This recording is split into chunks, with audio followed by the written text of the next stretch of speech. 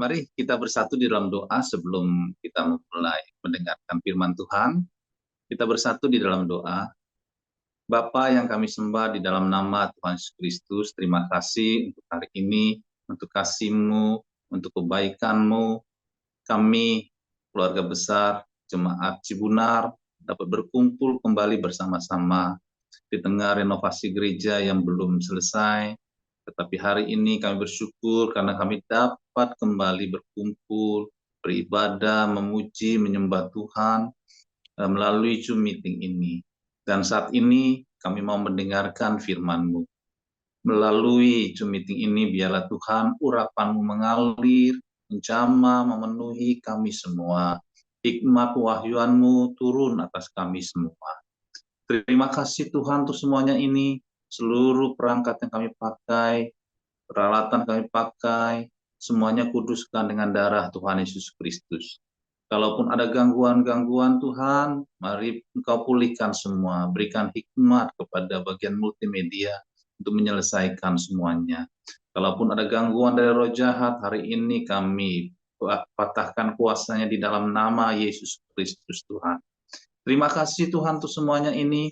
Kami serahkan pemberitaan firman Tuhan ke dalam tangan-Mu. Dan biarlah Kau sembunyikan hamba-Mu di belakang salib-Mu. Dan hanya kebenaran firman-Mu yang nyata di tengah-tengah Zoom meeting ini. Terima kasih Tuhan untuk semuanya ini. Di dalam nama Tuhan Yesus Kristus kami berdoa. Haleluya. Amin. Shalom. Shalom. Ya. Saya ulangi lagi, suara saya kedengaran ya. Oke. Nah, Bapak Ibu, saudara-saudari yang dikasih Tuhan, adik-adik saya juga yang mendengarkan melalui Zoom meeting ini, hari ini kita mau belajar tentang kebenaran firman Tuhan. Kita akan buka untuk minggu ini, kita akan belajar tentang komunikasi keluarga di era modern. Komunikasi keluarga di era modern. Sebelumnya kita akan masuk pada slide selanjutnya. Apa itu pengertian komunikasi? Komunikasi adalah suatu proses di mana seseorang atau beberapa orang, kelompok, organisasi, dan masyarakat menciptakan dan menggunakan informasi agar terhubung. Saya garis bawahi terhubung dengan lingkungan dan orang lain. Pada umumnya, komunikasi dilakukan secara lisan atau verbal yang dapat dimengerti. Saya garis bawahi yang dapat dimengerti oleh kedua belah pihak. Apabila tidak ada bahasa verbal yang dapat dimengerti oleh keduanya, komunikasi masih dapat dilakukan dengan menggunakan gerak-gerik tubuh atau menunjukkan sikap tertentu, misalnya tersenyum, menggelengkan kepala, dan mengangkat bahu. Cara seperti ini disebut komunikasi dengan bahasa non-verbal. Nah, saya ulangi lagi bahwa komunikasi itu adalah suatu proses. Ya, suatu proses. Kemudian dikatakan bahwa dengan komunikasi itu agar satu dengan yang lain saling terhubung. Kemudian di dalam komunikasi itu ada bahasa yang digunakan, lisan atau verbal ataupun non-verbal yang dapat dimengerti oleh kedua belah pihak. Nah, kita lanjutkan lagi. Apa yang dikatakan oleh salah satu ahli komunikasi, dikatakan oleh James A.F. Stoner, dikatakan komunikasi merupakan proses, kembali lagi proses, di mana seseorang yang sedang berusaha memberikan pengertian. Saya ulangi lagi, menurut James A.F. Stoner, komunikasi merupakan proses di mana seseorang yang sedang berusaha memberikan pengertian dengan cara pemindahan pesan.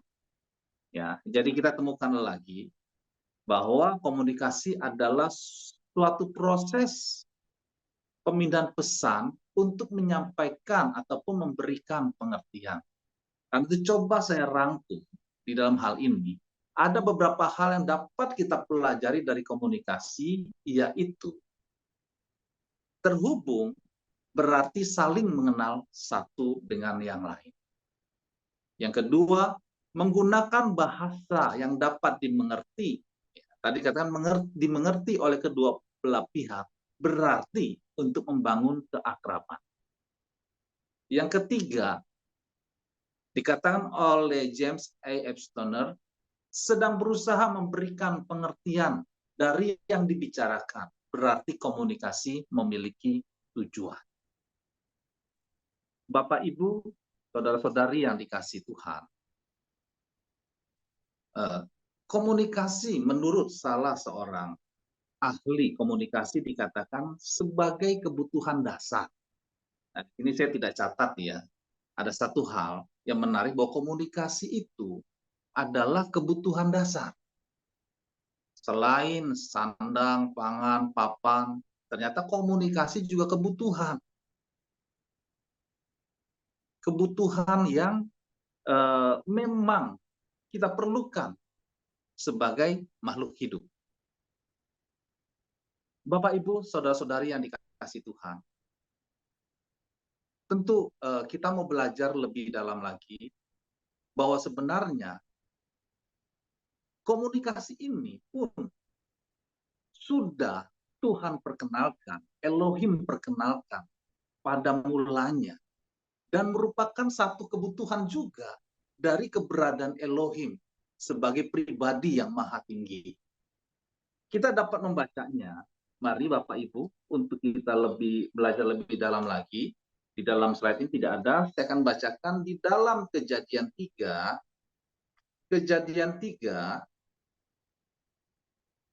di dalam Kejadian 3, ayat yang ke-7 sampai dengan ayat yang ke-10. Ya, kalau ada yang bisa membuka Alkitab, silakan membuka Alkitab. Saya akan bacakan Kejadian 3 ayat yang ke-7.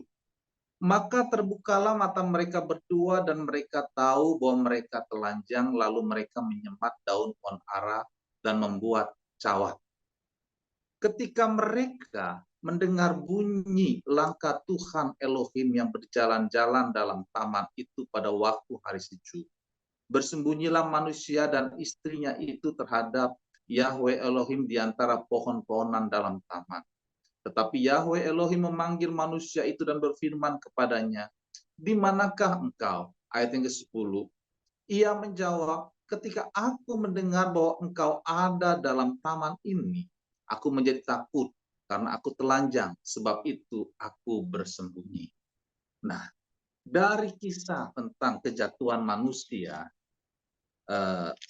Adam dan Hawa, ternyata kita dapat memperhatikan di dalam perikop ini dikatakan bahwa ketika manusia jatuh ke dalam dosa, ternyata Elohim dikatakan berjalan-jalan di taman itu mencari keduanya, tetapi tidak diketemukan. Kemudian di situ terjadilah satu komunikasi, walaupun komunikasi yang sudah mulai terpisah oleh karena dosa. Nah, Bapak Ibu yang dikasihi Tuhan, saudara-saudari yang dikasihi Tuhan, kalau kita memperhatikan dalam perikop ini dikatakan bahwa penempatan penciptaan manusia mula-mula itu terlihat menunjukkan adanya komunikasi. Komunikasi. Dikatakan di dalam komunikasi ada saling mengenal. Elohim sebagai pencipta sangat mengenal Adam dan Hawa. Elohim menggunakan bahasa yang dimengerti oleh Adam dan Hawa untuk membangun keakraban. Dan yang selanjutnya dikatakan, ketika ada komunikasi, ada tujuan Elohim ketika berkomunikasi dengan Adam dan Hawa. Sehingga dapat kita pahami bahwa keberadaan Taman Eden dengan berbagai macam nama-nama yang diberikan oleh Adam, semuanya itu dapat dilakukan oleh Adam karena adanya komunikasi yang terjalin antara Elohim dengan mereka. Bapak Ibu, saudara-saudari yang dikasih Tuhan, jemaat GBI Cibunar. Jadi kita melihat bahwa memang benar, komunikasi adalah kebutuhan setiap makhluk hidup. Karena di dalam firman Tuhan jelas diperlihatkan bahwa ada komunikasi pada saat manusia ditempatkan di Taman Eden. Kita dapat melihat lagi bahwa komunikasi itu sebagai kebutuhan dasar, sebagai kebutuhan makhluk hidup, sebagai kebutuhan yang kita rasakan hari ini, yaitu bahwa ketika manusia jatuh ke dalam dosa, ada satu keterpisahan yang terjadi. Tetapi perhatikan bagaimana kemudian Bapa memberikan anaknya yang tunggal untuk membuka kembali jalur komunikasi yang selama ini terputus oleh karena dosa. Sebelum Tuhan Yesus datang, hanya melalui para nabi. Tetapi dikatakan, ada kerinduan Yahweh Elohim, bahwa sebenarnya komunikasi itu harus kembali seperti komunikasi yang mula-mula terjadi di Taman Eden. Karena itu diperlukan kedatangan anaknya yang tunggal. Sehingga benar-benar terjadinya satu komunikasi yang dipulihkan, yang terjadi seperti di Taman Eden. Bapak, Ibu, saudara-saudari yang dikasih Tuhan, di sini kita belajar ketika Tuhan Yesus datang ke dunia ini, kemudian dia melayani. Banyak hal yang dia lakukan melalui komunikasi. Salah satunya dengan perempuan Samaria. Kita lihat lagi, ketika Tuhan Yesus melayani di bumi ini, ada komunikasi yang dia bangun dengan ke-12 murid. Jadi kita belajar hari ini bahwa bagi Tuhan sendiri, komunikasi adalah satu kebutuhannya sebagai pencipta. Begitu juga bagi kita. Sebagai makhluk hidup, manusia, komunikasi adalah kebutuhan. Oleh karena itu hari ini, kita belajar bahwa kedatangan Tuhan Yesus ke dunia ini, selain dia menyelamatkan kita, menjadi Tuhan dalam hidup kita, tetapi juga dia memulihkan tentang komunikasi yang merupakan kebutuhan bagi setiap makhluk hidup, bagi setiap orang yang percaya kepadanya. Dia membuka jalan itu, jalur komunikasi itu dipulihkan melalui pengorbanannya di kayu salib.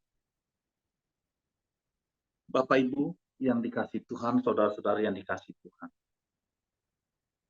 kita akan masuk ke dalam tema kita hari ini yang berbicara tentang komunikasi keluarga di era modern.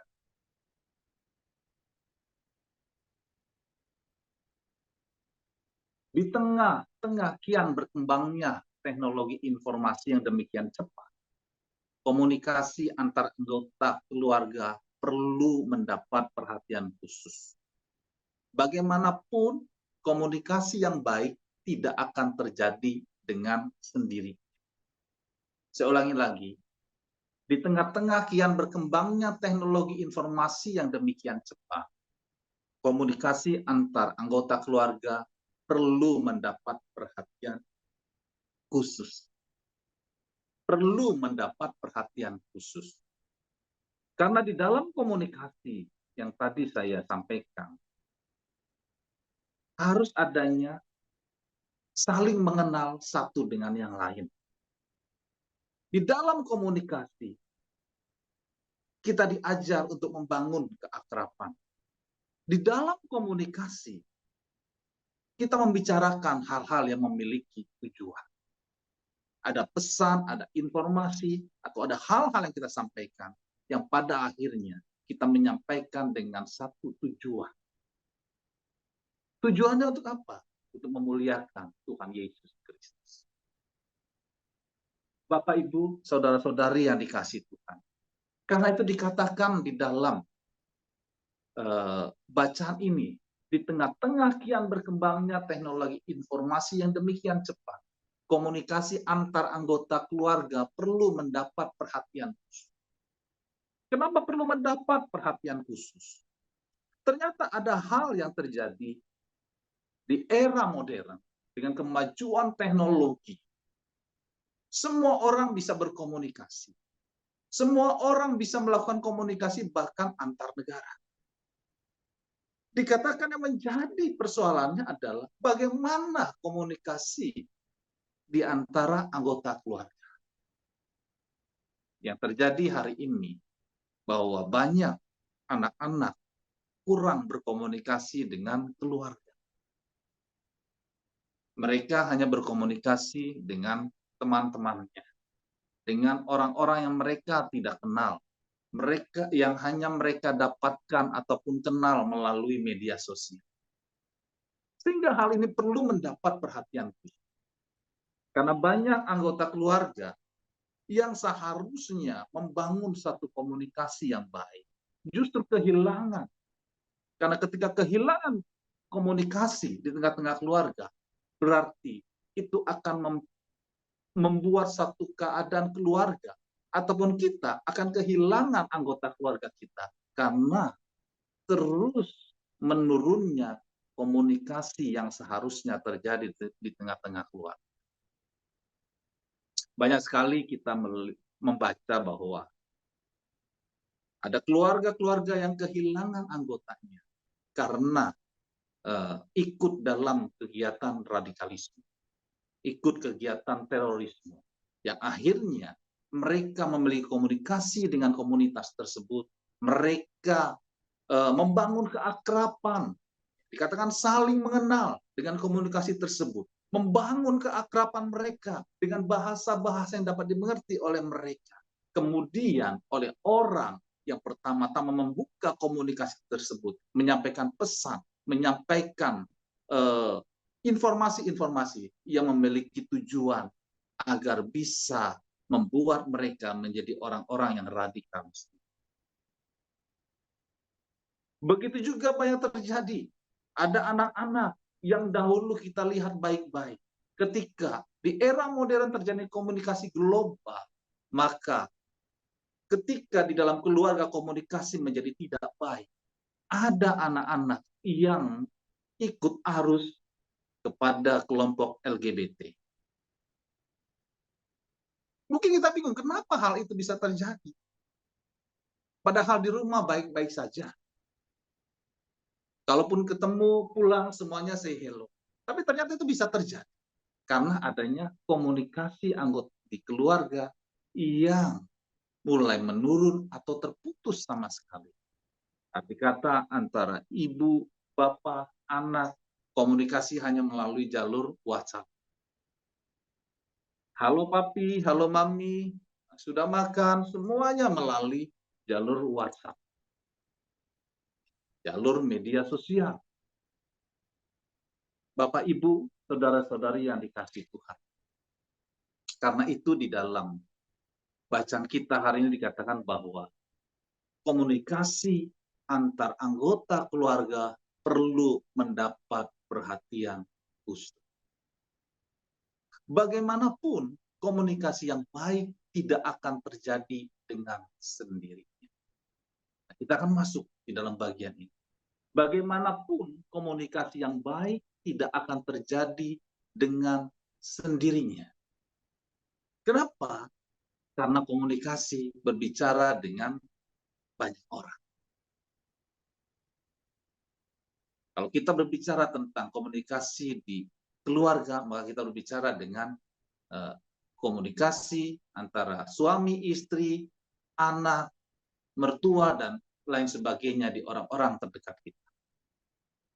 Tetapi bagaimana komunikasi yang baik hari ini dikatakan tidak akan terjadi dengan sendiri. Nah, mari kita akan masuk di dalam kebenaran firman Tuhan, bagaimana komunikasi keluarga yang sehat di era modern berdasarkan prinsip Alkitab. Kita akan buka dalam Kolose 3 ayat 14 sampai dengan ayat yang ke-17. Kolose 3 ayat 14 sampai dengan ayat yang ke-17.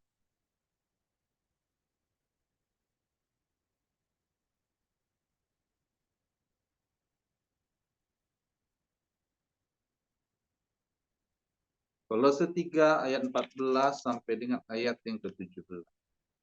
Dikatakan demikian. Dan di atas semuanya itu kenakanlah kasih sebagai pengikat yang mempersatukan dan menyempurnakan. Hendaklah damai sejahtera Kristus memerintah dalam hatimu, karena untuk itulah kamu telah dipanggil menjadi satu tubuh, dan bersyukurlah. Ayat ke-16, hendaklah perkataan Kristus diam dengan segala kekayaannya di antara kamu, sehingga kamu dengan segala hikmat mengajar dan menegur seorang akan yang lain, dan sambil menyanyikan mazmur dan puji-pujian dan nyanyian rohani, kamu mengucap syukur kepada Elohim di dalam hatimu. Dan segala sesuatu yang kamu lakukan dengan perkataan atau perbuatan, lakukanlah semuanya itu dalam nama Tuhan Yesus, sambil mengucap syukur oleh Dia kepada Elohim, Bapa kita. Bagaimana komunikasi keluarga yang sehat di era modern berdasarkan prinsip dari Kolose 3 ayat 14 sampai dengan ayat yang ke-17. Yang pertama dikatakan begini, komunikasi berdasarkan kasih dan damai sejahtera. Nah, sebelum saya masuk lebih dalam lagi, di dalam Kolose 3 ayat yang pertama sampai dengan ayat yang ke-17, ayat yang kelima sampai dengan ayat yang ke-17 dikatakan berbicara tentang manusia baru. Manusia baru. Hari ini, di dalam kita membangun komunikasi yang sehat menurut prinsip Alkitab, yaitu kita melihat posisi kita sebagai manusia baru. Berarti ada hal-hal yang harus kita tanggalkan, yang harus kita matikan dalam diri kita, yaitu segala sesuatu yang bersifat duniawi. Kita menyalipkan kedagingan kita. Sehingga ketika kita mulai belajar hal ini, kita akan mengerti bagaimana sih cara membangun komunikasi keluarga yang sehat di era modern. Dengan kemajuan teknologi yang menyebabkan keluarga-keluarga kehilangan banyak anggota keluarganya oleh karena anak-anaknya memiliki komunikasi melalui kemajuan teknologi. Mereka masuk di dalam komunitas, mereka tidak lagi ataupun kurang bergaul dengan orang tuanya, dengan saudara-saudaranya, merasa senang dengan komunitas yang ada, kemudian mereka berkomunikasi satu dengan yang lain, dan yang terjadi adalah banyak yang menjadi teroris, banyak yang menjadi mengikuti kelompok LGBT dan lain sebagainya. Bapak, Ibu, saudara-saudari yang dikasihi Tuhan, ini juga menjadi satu pergumulan kita, ataupun bagi Bapak, Ibu yang sudah memiliki keluarga, ataupun yang sedang merencanakan untuk menikah. Saya katakan hari ini bahwa komunikasi keluarga itu sangat penting. Kalau Elohim sendiri ketika menempatkan manusia pertama, dikatakan yang diperlihatkan adalah satu keluarga yang memiliki komunikasi. Begitu pentingnya komunikasi pada saat di Taman Eden tersebut. Ketika manusia jatuh ke dalam dosa, Yahweh Elohim tetap mencari mereka dan terus melakukan komunikasi. Yang walau pada akhirnya dosalah yang menjadi pemisah. Dosalah yang menjadi terputusnya komunikasi manusia pertama dengan Elohim. Bapak, Ibu, saudara-saudari yang dikasihi Tuhan, di dalam kemajuan teknologi, ada hal yang mesti kita belajar.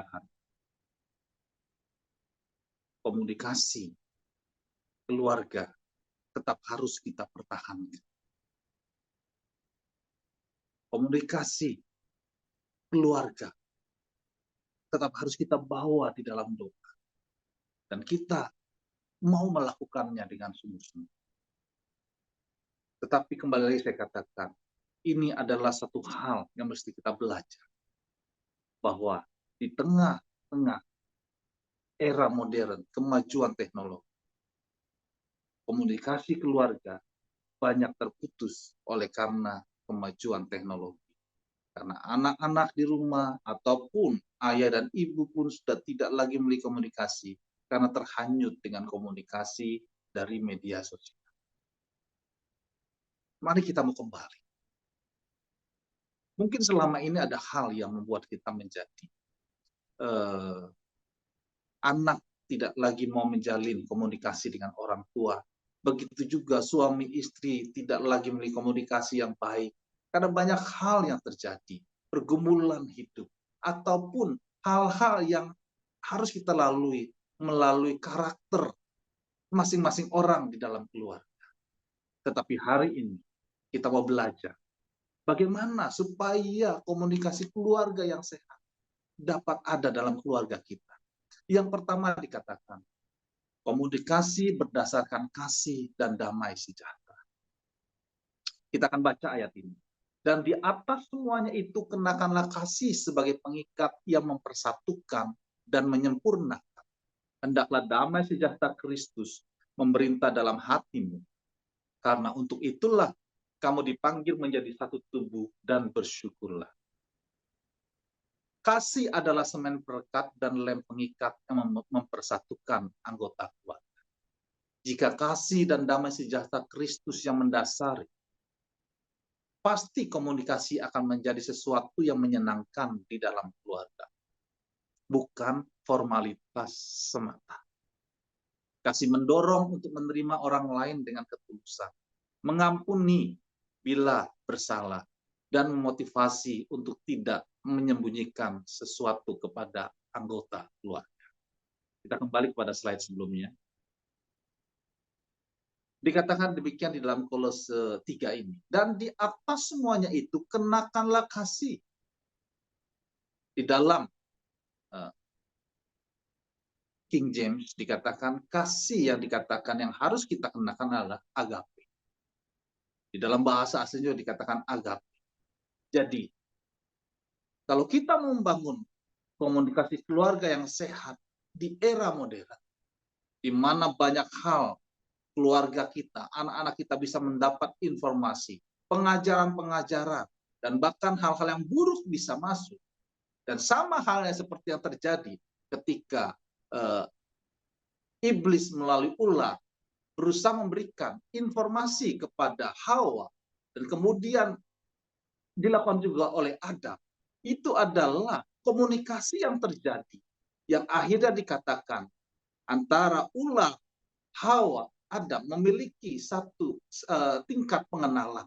Kemudian ular membangun satu keakraban yang pada akhirnya ular berhasil menyampaikan informasi, membagikan, dan mencapai tujuannya, yaitu manusia berbuat dosa. Dan ini pun terjadi juga di era modern. Karena itu hal yang paling mendasar dikatakan bahwa untuk membangun komunikasi keluarga yang sehat di era modern adalah komunikasi berdasarkan kasih dan damai sejahtera. Kenakanlah kasih. Dan di atas itu semua, kenakanlah kasih. Kenakanlah kasih apa? Agape. Kita dapat katakan, kenakan agape untuk keluarga kita. Sebagai pengikat yang mempersatukan dan menyempurnakan. Dikatakan, hendaklah damai sejahtera Kristus memerintah dalam hatimu. Karena untuk itulah kamu telah dipanggil menjadi satu tubuh dan bersyukur. Bapak, Ibu, saudara-saudari yang dikasih Tuhan. Di dalam komunikasi keluarga, hari ini firman Tuhan mengajarkan kita bahwa Bangunlah komunikasi berdasarkan kasih dan damai sejahtera. Sempat saya merenungkan tentang kenakanlah kasih, yang dikatakan kasih Tuhan. Ada hal yang ingin saya bagikan begini. Ketika komunikasi di tengah keluarga, komunikasi dengan istri, dengan anak, semuanya memiliki perbedaan. Yang dikatakan bagaimana untuk mempersatukan, yaitu dengan kasih Kristus. Bagaimana kita bisa mempraktekkan, mengenakan kasih Kristus, kasih Elohim di dalam kita berkomunikasi di tengah-tengah keluarga kita, yaitu mengenai respon yang kita berikan saat kita berkomunikasi. Ada kalanya dalam komunikasi itu tidak memiliki titik temu. Anggota keluarga kita memiliki pendapatnya masing-masing. Bahkan ada keputusan-keputusan yang bertentangan. Tetapi dikatakan kita harus tetap mengenakan kasih Kristus di dalam komunikasi di tengah-tengah keluarga kita. Inilah yang dikatakan yang harus kita latih. Respon saat kita berkomunikasi. Saya pribadi pun banyak belajar tentang hal. Karena ketika merespon sesuatu, seringkali kembali menjadi manusia yang lama. Bukan menjadi manusia yang baru, yang seharusnya mengenakan kasih. Ini menjadi satu pergumulan juga. Oleh karena itu, melalui kebenaran firman Tuhan, mari saya dan Bapak, Ibu, Saudara-saudari, kita belajar membangun komunikasi keluarga yang sehat berdasarkan kasih dan damai sejahtera. Saat kita berkomunikasi mengenakan kasih Kristus, maka kita harus belajar bagaimana merespon segala sesuatu di dalam komunikasi tersebut berdasarkan kasih Kristus. Di mana kita hanya melihat, berfokus bahwa apa yang Tuhan Yesus sudah kerjakan bagi hidup kita dan keluarga kita. Hendaklah damai sejahtera Kristus memerintah dalam hati. Biarlah ketika kita mengenakan kasih Kristus di dalam komunikasi keluarga, maka saya percaya sekali damai sejahtera Kristus, shalom itu akan memerintah dalam hati. Mari kita lanjutkan yang kedua. Bagaimana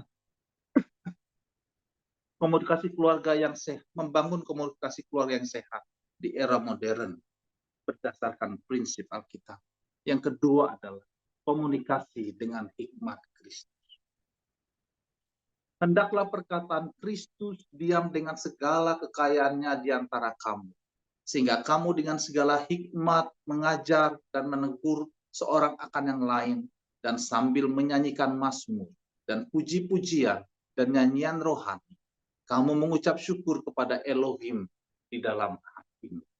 Yang kedua dikatakan, untuk membangun komunikasi yang sehat di tengah-tengah keluarga di era modern ini adalah komunikasi dengan hikmat Kristus.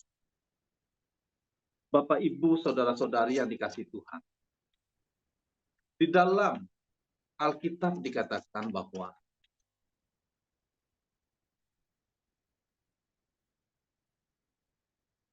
di suratan Yakobus dikatakan apabila, sebentar saya cari dulu.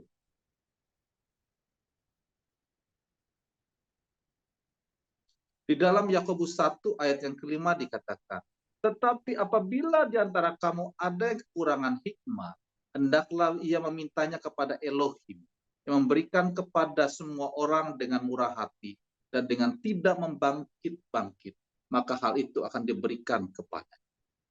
Di dalam suratan Yakobus dikatakan kalau kita kekurangan hikmat, biarlah kita meminta kepada Bapa di surga, yang akan memberikan kepada kita. Nah, Bapak, Ibu, Saudara-saudari yang dikasihi Tuhan, Saya mau katakan hari ini begini. Kalau kita membaca suratan Yakobus, dikatakan kalau kita kekurangan hikmat, kita tinggal meminta saja, dan maka hal itu akan diberikan. Ada hal yang ingin saya bagikan begini. Antara ketika kita berbicara tentang iman, kita juga harus berbicara tentang buah iman. Ada yang namanya karunia iman yang Tuhan berikan berdasarkan kebutuhan pelayanan. Tetapi ada juga buah iman yang hanya dapat dihasilkan melalui proses. Begitu juga dengan komunikasi dengan hikmat Kristus. Kalau kita kekurangan hikmat, kita meminta kepada Tuhan. Tetapi juga harus disadari bahwa hikmat tersebut bukanlah sesuatu yang tiba-tiba kita dapatkan begitu saja. Dikatakan bahwa hikmat di dalam komunikasi keluarga, yaitu dengan kita memberikan ataupun membuka hati kita bagi perkataan Kristus untuk diam dengan segala kekayaannya di dalam hati kita. Kata diam, dwell in, menunjukkan juga kepada satu ungkapan bahwa bukan sekedar diam, tetapi hidup. Nah, bagaimana firman itu bisa hidup? Kitalah yang harus menghidupi firman. Tuhan sudah lakukan semua. Firman-Nya nyata. Tetapi sekarang hari ini, kita memerlukan hikmat Kristus yang ada ketika kita membuka hati kita agar setiap perkataan Kristus, firman Tuhan dengan segala kekayaannya, ada dalam hidup kita. Jadi mau saya katakan hari ini bahwa sebenarnya ada namanya karunia hikmat yang Tuhan berikan berdasarkan kebutuhan di dalam pelayanan. Tapi ada hikmat yang dihasilkan melalui satu proses. Proses yang bagaimana? Proses bagaimana kita menghidupi firman Kristus dengan segala kekayaannya yang sering kita baca, yang sering kita dengarkan melalui khotbah-khotbah. Sehingga ketika perkataan Kristus diam dengan segala kekayaannya di antara kamu, dikatakan kamu dengan segala hikmat. Ada satu kemampuan, ada dengan segala hikmat mengajar, menegur seorang akan yang lain. Bapak, Ibu, saudara-saudari yang dikasihi Tuhan. Karena itu, di dalam komunikasi keluarga, kalau kita kekurangan hikmat, memang yang pertama, kita berdoa meminta hikmat. Tetapi, yang tidak kalah pentingnya, kita belajar menghidupi firman, menghidupi perkataan Kristus dengan segala kekayaannya di dalam kehidupan kita. Yang artinya, kita melakukan firman Tuhan. Sehingga ketika dalam satu komunikasi keluarga, maka hikmat yang kita dapat dari setiap firman yang ada dalam kehidupan kita, yang tersimpan di dalam hati kita, itu akan memberikan satu jawaban, memberikan satu penyingkapan apabila di dalam komunikasi itu ada hal-hal yang hendak kita sampaikan. Banyak anggota keluarga kita, terutama anak-anak, perlu diajar, perlu ditegur. Karena dalam pertumbuhan mereka, ada waktu di mana mereka baru memulai. Sementara bagi orang tua sudah memulai terlebih dahulu. Sehingga banyak hal yang memiliki perbedaan. Anak memiliki pandangan sendiri. Orang tua melalui pengalaman hidupnya memiliki pandangannya sendiri. Sehingga ketika mau mempertemukan hal itu, kita mau menyampaikan sesuatu kepada anggota keluarga kita, kita memerlukan hikmat Kristus. Sehingga benar-benar informasi, komunikasi yang di dalam kita sharing segala hal, sampai kepada sasarannya, itu tercapainya tujuan dari komunikasi yang kita lakukan di tengah-tengah keluarga kita. Contoh paling gampang adalah anak-anak seringkali sekarang ini kalau sekolah merasa terlalu berat beban sekolah. Banyak hal yang mesti dilalui. Pelajaran sekolah, banyak hal yang mereka harus kerjakan. Seringkali banyak juga anak-anak yang menyerah dan berkata, banyak orang yang berhasil tidak perlu sekolah. Nah ini, di dalam komunikasi keluarga, ketika kita menyampaikan hal ini, anak mempunyai pendapat. Nah disinilah sisi orang tua mesti menyampaikannya dengan hikmat Kristus. Begitu juga ketika anak kita latih untuk mengerjakan pekerjaan rumah. Banyak hal pandangan dari anak ketika mereka mendapatkan informasi-informasi dari luar. Padahal tujuan dari orang tua mengajarkan hal ini agar ketika mereka dewasa dalam keadaan baik ataupun kurang baik, mereka bisa mengerjakan semuanya. Mereka bisa mandiri. Tetapi hal ini memerlukan hikmat Kristus di dalam kita menyampaikan semua. Begitu juga kami sebagai orang tua, mengajarkan anak untuk beribadah. Dan itu bukan hal yang sederhana. Karena di era modern ini, banyak pilihan untuk beribadah melalui media online. Tetapi kami selalu mengingatkan bahwa kita harus ke gereja setiap minggu. Mempersiapkan diri sebaik-baiknya. Karena kita mau berkumpul dengan saudara-saudari seiman. Hal ini tidak mudah. Tetapi disinilah kita harus berkomunikasi dengan menggunakan hikmat Kristus. Melalui hikmat Kristus, kita dapat membawa kepada contoh-contoh di Alkitab. Pengalaman-pengalaman yang terjadi dari kesaksian orang-orang yang mengenal Kristus. Dan banyak hal yang kita sampaikan melalui hal-hal yang kita dengar bagi keluarga kita. Dan pada akhirnya, kalau hal ini kita terus lakukan, berkomunikasi dengan hikmat Kristus, maka yang ada adalah satu kemenangan besar bagi keluarga kita. Mari kita lanjutkan yang selanjutnya, yang ketiga.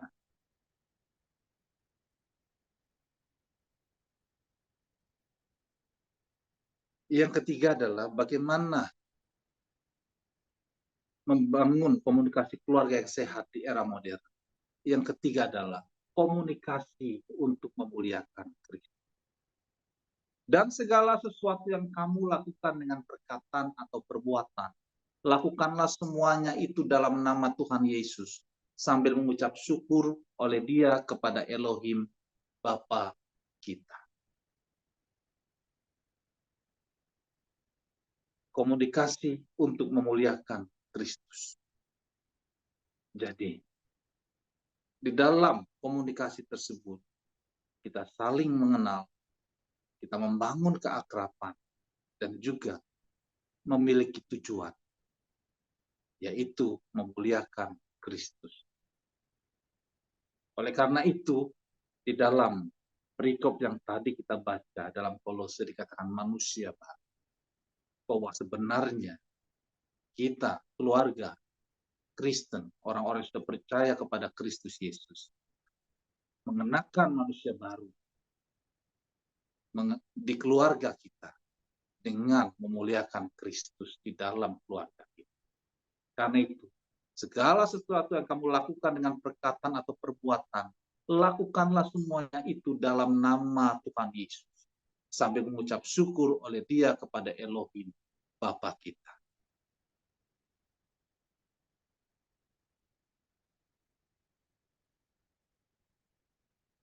Tujuan akhir dari hal yang kita lakukan sebagai orang percaya adalah untuk memuliakan Kristus. Keluarga dapat menjadi tempat pertama untuk setiap anggotanya berlatih, memuliakan Kristus dalam hidup keseharian. Orang tua yang mengajarkan prinsip ini kepada anak, kemudian anak-anak yang belajar menerapkannya di dalam keluarga. Coba selanjutnya. Tujuan akhir dari semua hal yang kita lakukan sebagai orang percaya adalah untuk memuliakan Kristus. Keluarga dapat menjadi tempat pertama untuk setiap anggotanya berlatih memuliakan Kristus dalam keseharian. Orang tua mengajarkan prinsip ini kepada anak. Kemudian anak-anak yang belajar menerapkannya di dalam keluarga. Karena itu, komunikasi adalah suatu proses. Yang terpenting adalah kita memiliki tujuan di dalam komunikasi itu, yaitu untuk memuliakan Kristus Yesus.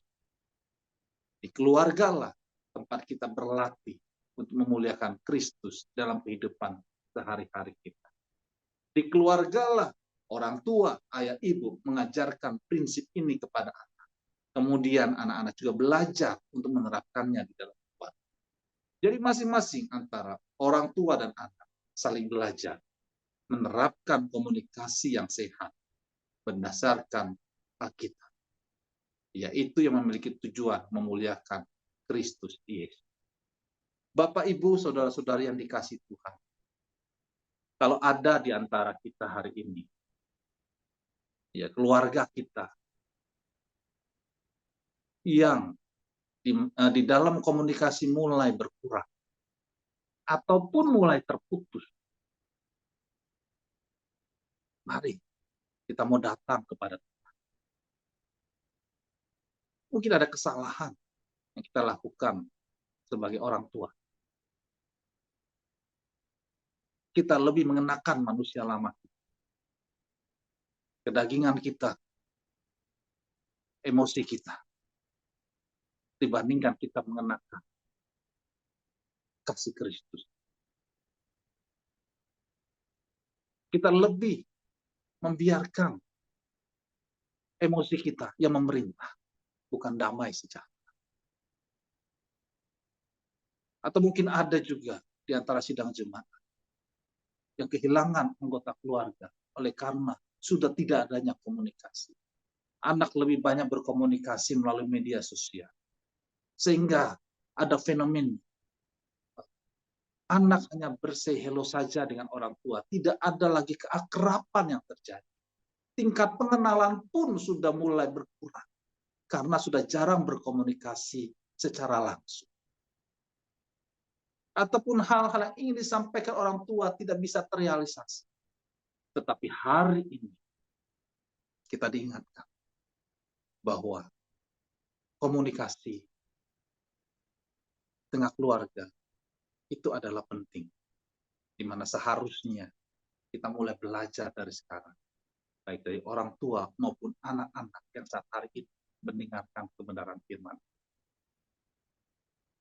Banyak generasi yang hilang.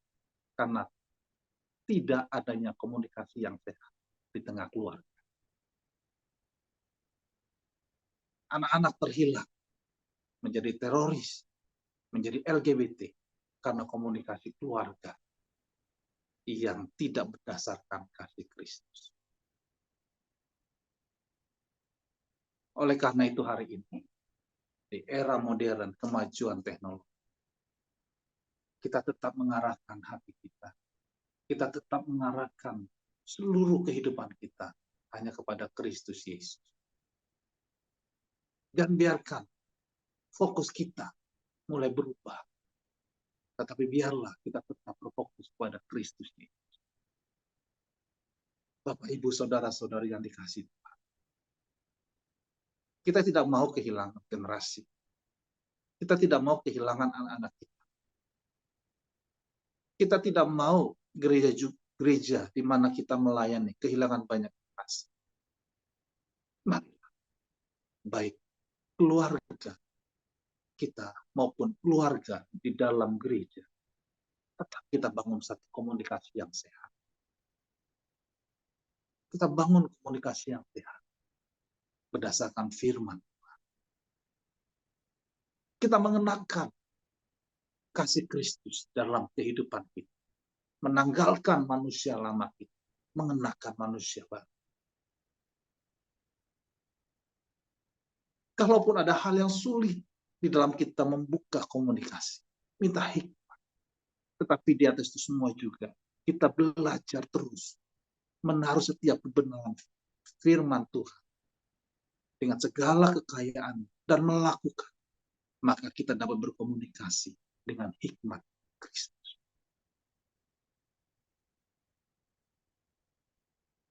Hari ini kita bersyukur sekali kita dapat berkumpul bersama-sama.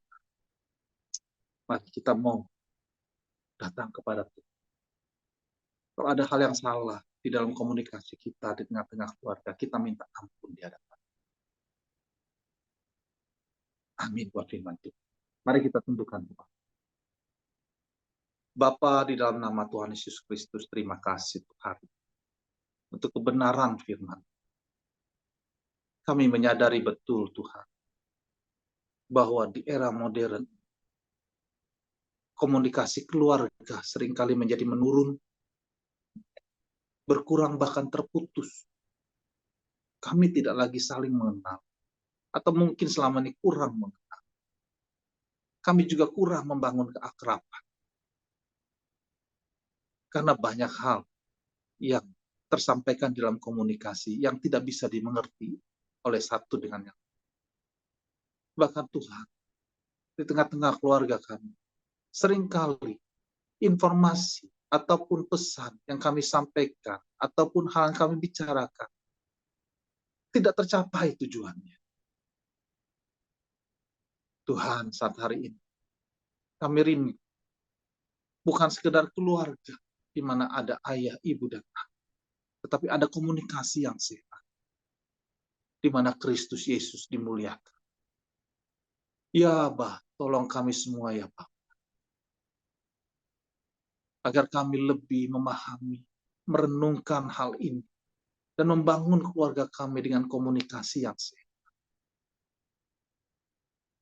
Ampuni kami kalau kami lalai.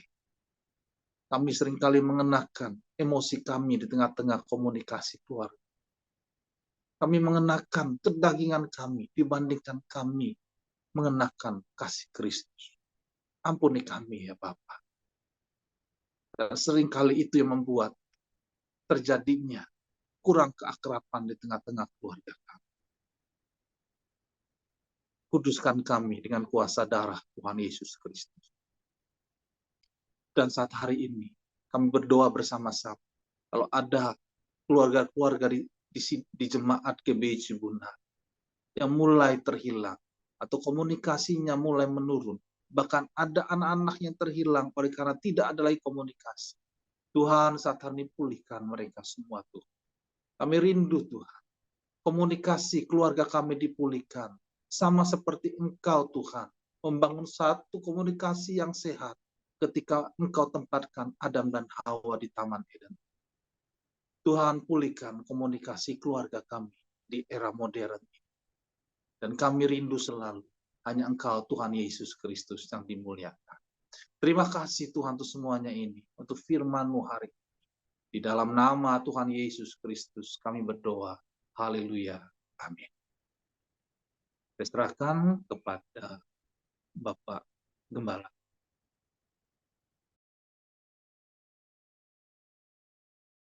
Ya. Salam Bapak Ibu, dikasih Tuhan.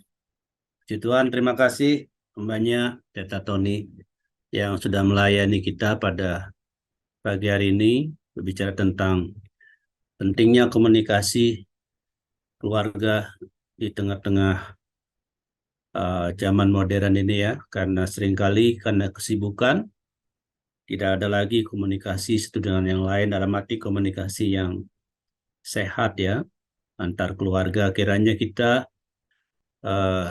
tidak kehilangan momen komunikasi antara keluarga satu dengan yang lain. Puji Tuhan. Sekali lagi terima kasih hambanya, kiranya 3 poin yang disampaikan hari ini oleh Pendeta Tony itu menjadi perenungan buat kita, bukan sekedar direnungkan tapi kita lakukan dalam kehidupan kita, khususnya di tengah-tengah keluarga. Nah, saudara, Bapak Ibu dikasih Tuhan, hari ini kita memang masih ibadah secara online karena lantai gereja belum apa namanya belum sempurna.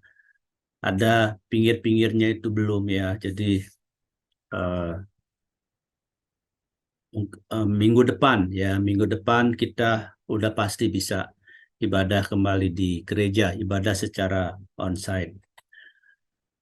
Juga saya menghimbau uh, untuk pembangunan gereja ini masih membutuhkan dana ya, mungkin sekitar 25 juta. Uh, Kiranya Bapak Ibu mendukung terus di dalam doa, juga di dalam dana. Karena uh, dana yang sekarang dipakai untuk membayar tukang itu masih statusnya dana pinjaman. Jadi karena itu mari Pak Ibu supaya kita bersama-sama uh, berkontribusi ya, memberi persembahan untuk renovasi rumah Tuhan. Nanti bisa apa namanya persembahan untuk pembangunan bisa ditransfer ke rekening Ibu Silvi yang sudah dibagikan di grup ya.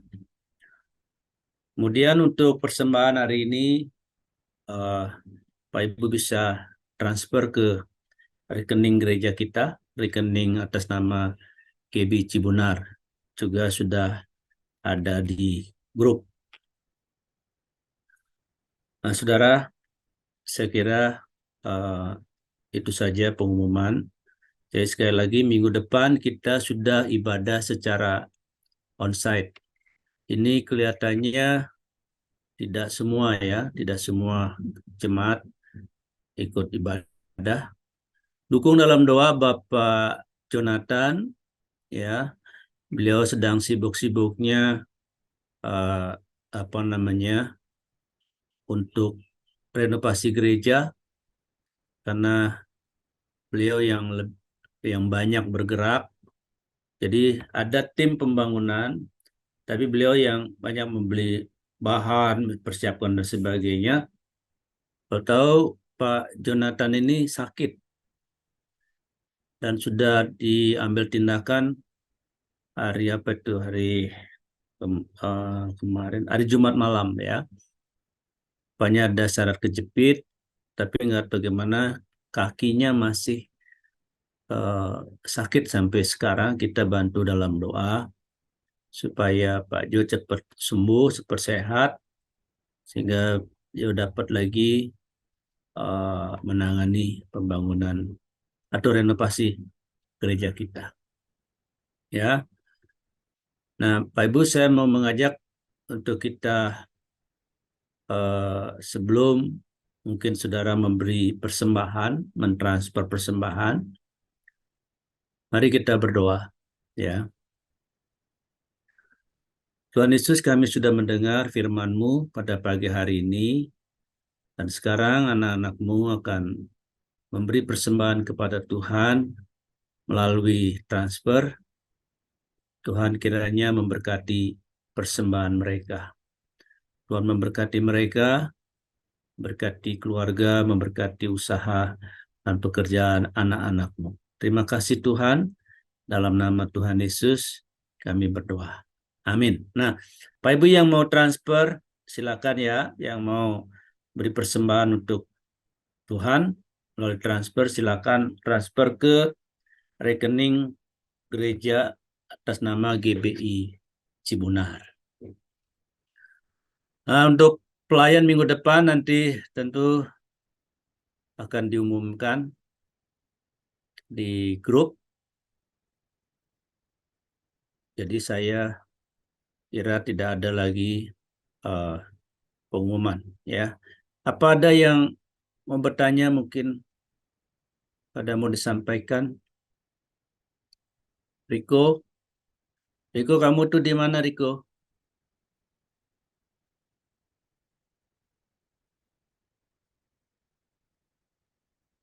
Mic-nya dibuka aja mic. Di Ya. rumah Om, di Bekasi. Oh ya, ya. Nah, nanti ya, jadi semangat kerja sebelum sebelum hari Minggu, eh, karena ini banyak banyak kerjaan ya kita mesti beresin. Dan bagi saudara juga yang mungkin mau membantu beres-beres gereja hari Sabtu, silakan datang supaya hari Minggu sudah beres ya, sudah rapi betul, bersih. Jadi nggak ada debu lagi, sehingga mereka yang alergi debu tidak masalah ya. Eh, Bukan hanya pengerja, saya mengajak juga saudara-saudara yang mungkin ada waktu ya, mau bantu beres-beres gereja hari Sabtu. Silakan eh, ke TKP ya, mendekat. Oke, baik itu saja pengumuman dari saya. Mari kita akhiri ibadah kita.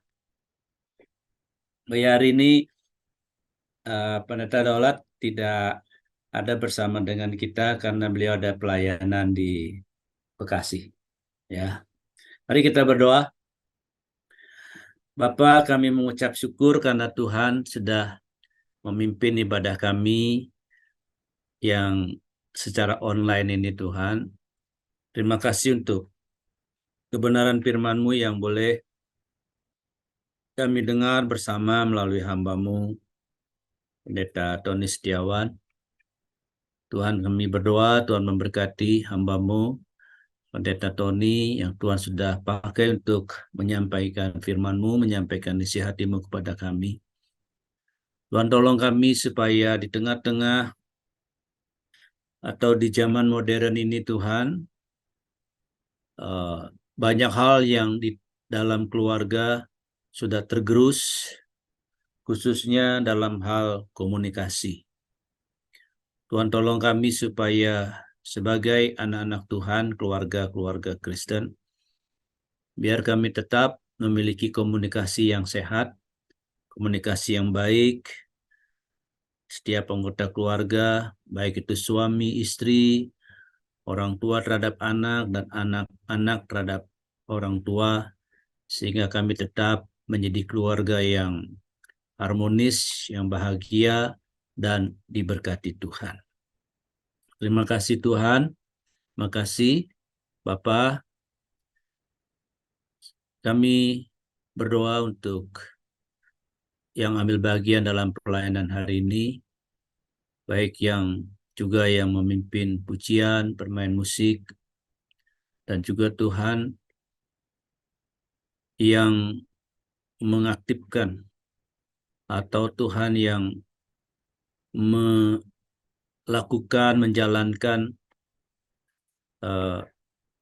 ibadah ini, yang membuka link Zoom meeting ini Tuhan, atau tepatnya tim multimedia yang sudah memfasilitasi ibadah pada pagi hari ini.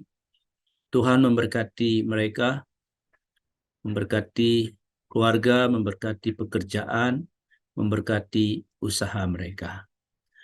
Tuhan, tolong pembangunan gereja atau renovasi gereja supaya hari Minggu kami sudah bisa beribadah di gereja. Tuhan memberkati gereja kami yang masih memerlukan dana untuk renovasi ini Tuhan, karena dana yang sekarang dipakai adalah dana pinjaman. Tuhan, tolong supaya kami bisa mengembalikan pinjaman itu. Beri kepada kami hati yang rasa memiliki bahwa ini adalah pekerjaan Tuhan dan kami mau terlibat dalam kerjaan-Mu ini Tuhan. Kami mau ambil bagian. Kiranya Tuhan memberkati anak-anak-Mu supaya mereka, Tuhan, juga bisa memberi persembahan.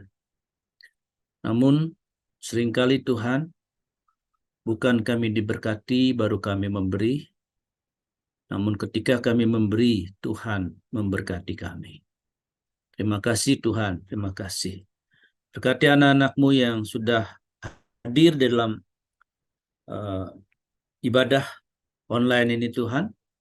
Berkat-Mu atas Pak Hengki, berkati beliau bersama keluarga, berkati juga Tuhan Maria dan Tante Hyong, berkati Ibu Novi dan anak-anak, berkati Tuhan Pak Marumba dan keluarga, Pak Hendra dan Ibu Ani, berkati Tuhan Ibu Palima, berkati Tuhan Ibu Rita, Boske, berkati Riko, berkati Ibu Ayung, Clarissa, dan juga keluarga, memberkati Ibu Lina dan Pak Yohanes, berkati Tuhan Felis, berkati Yusak dan Marlin, berkati Yosa, berkati Nike, Tuhan memberkati anakmu, Pak